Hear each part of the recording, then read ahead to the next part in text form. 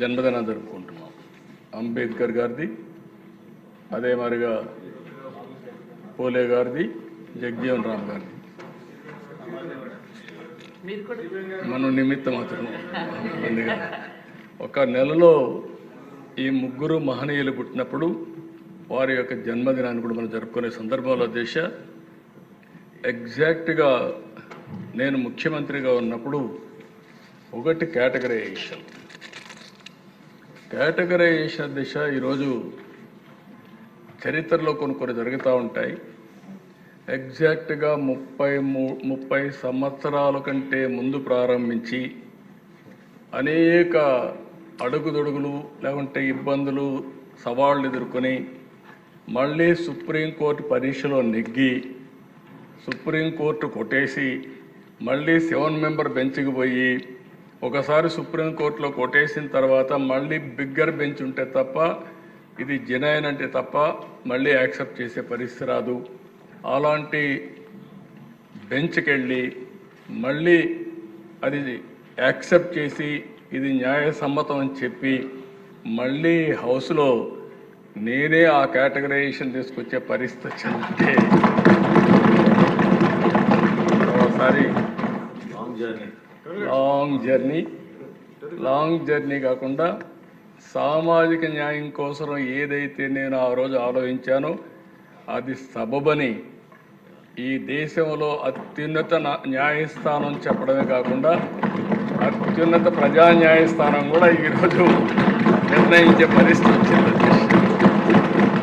ఇది జీవితంలో ఒకసారి దిశ కొంతమందికి ఒక రేర్ ఆపర్చునిటీ ఓసారి అనిపిస్తుంది. ప్రజలు నాకు ఇచ్చిన అవకాశం నా పూర్వజన్మ సుకృతం, ఈరోజు ఈ పని చేయగలిగాను. అయితే దిశ కొంతమంది కొన్ని విధాలుగా ఆలోచిస్తూ ఉంటాం. ఇప్పుడే మిత్రులు పవన్ కళ్యాణ్ గారు చెప్పినట్టు కొంతమంది నాయకుల్లో ఒక తపన ఉంటుంది. ఎన్టీ రామారావు గారు 82లో పార్టీ పెట్టారు. పార్టీ పెట్టినప్పుడు దిశ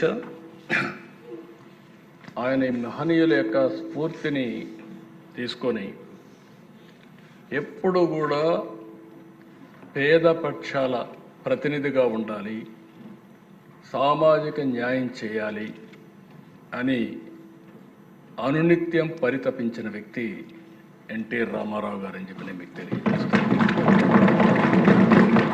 అయితే దేశం మీరు కూడా మొట్టమొదటి నుంచి ఉన్నారు ఆయనతో, మీరు ఆయన ఆలోచన విధానాన్ని ఎప్పటికప్పుడు చూశారు. ఈ దేశంలో ఫస్ట్ టైం ఎస్సీలకు ఎస్టీలకు 50% ఇండ్లు రిజర్వేషన్ చేయాలని నిర్ణయించిన వ్యక్తి ఎన్టీ రామారావు గారు. ఏదో పూరిల్లో ఉంటే అంత మునుపటి దేశ ఇల్లు అనేది ఒక 500 రూపాయలు ఇచ్చేవాడు. ఆ 500 రూపాయలు గుడిసేసేవాడు. ఆ గుడిసేస్తే ఎండొస్తే వర్షాలు వస్తే ఇంక మనకు తెలిసింది.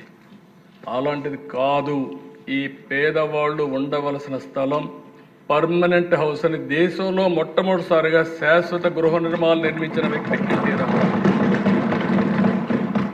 ఇంకో పక్కన దిశ ఆయన ఆలోచించిన విధానం మనం ఆ రోజు చూస్తే పేద పిల్లలు చదువుకోవడానికి చాలా అవస్థపడుతున్నారు, అందులో ఎస్సీ ఎస్టీ పిల్లలు ఇంకా ఎక్కువ అవస్థపడుతున్నారని ఫస్ట్ టైం ఈ దేశంలో సోషల్ వెల్ఫేర్ రెసిడెన్షియల్ స్కూల్స్ పెట్టిన ఏకైక వ్యక్తిని తమ్ముతారని.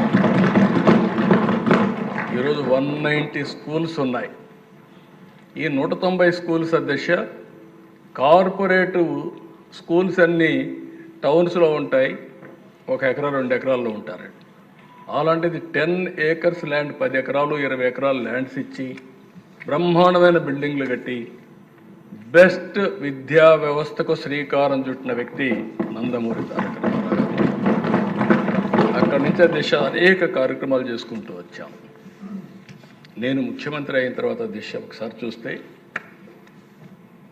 ఎస్సీల పట్ల వివక్షత అప్పుడు ఆశ్చర్యం వేస్తుంది. ఇప్పుడు కూడా ఇవి ఉండే మెంబర్స్ చాలామంది అర్థం చేసుకోవాల్సిన అవసరం ఉంది. తెలంగాణలో అయితే బాంచేల్ని కాళ్ళు మొక్కతాం. ఇది ఎంత ఆశ్చర్యం వేస్తుందంటే వాళ్ళకి అది తప్ప ఇంకొకటి తెలిసేది కాదు. దాన్ని మార్చడానికి నాకు చాలా సమయం పట్టింది. ఆ రోజుల్లో మీరు చూస్తే అధ్యక్ష ఒక చట్టం తీసుకొచ్చాం.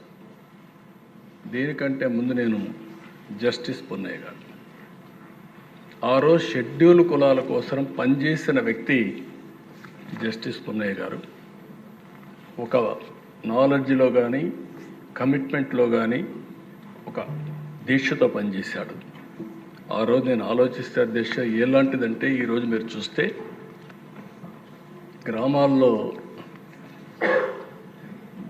బోరు దగ్గర కానీ బావి దగ్గర కానీ ఎస్సీలు నీళ్లు తీసుకోవడానికి వీలు లేదు, అగ్రవర్ణాలతో సమానంగా. ఊర్లో చెప్పులు వేసుకొని తిరగడానికి వీలు లేదు, చెప్పులు తీసేసి ఊరు తర్వాత చెప్పులు వేసుకునే పరిస్థితి. ఇంకొక పక్కన దిశ ఒక టీ బంక్ దగ్గరికి పోతే 2 గ్లాసులు పెట్టి ఆ 2 గ్లాసుల్లో ఒక గ్లాస్ అతను 2 గ్లాసులు పెట్టరు, ఒకటే గ్లాసు పెడతారు, పక్కన ఎక్కడ పెడతారు. అతనే వచ్చి ఆ గ్లాసులో టీ పోయించుకొని తాగి కడిగి మళ్ళీ ఆ గ్లాస్ పెట్టేసిపోవాలి. అంటే అన్టచబుల్ అంటే ఎంత పరాకాష్ట మీరు గుర్తుపెట్టుకోవాలి. దేవాలయాలకు ఎంట్రన్స్ లేని పరిస్థితి. అంటే ఇలాంటివి చూసిన తర్వాత దిశ నేను ఈ జీవో తీసుకొచ్చాను. జస్టిస్ పున్నయ్య కమిషన్ ఇస్తాం. 42 రికమెండేషన్లు ఇచ్చాడు. 27 జీవోలు కానీ మెమోలు కానీ ఇష్యూ చేశాను.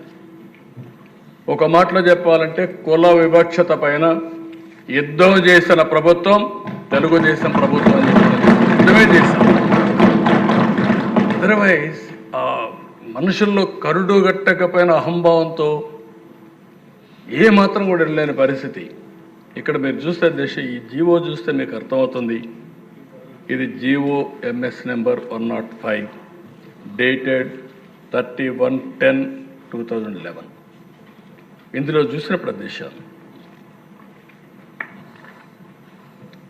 This team will interact with all sections of the people in the villages including SCs, STs and convince and persuade the upper caste people against the evil of untouchability in various forms and in whatever manner it is being practiced, and also against atrocities against SCs and STs with special reference to the villages concerned.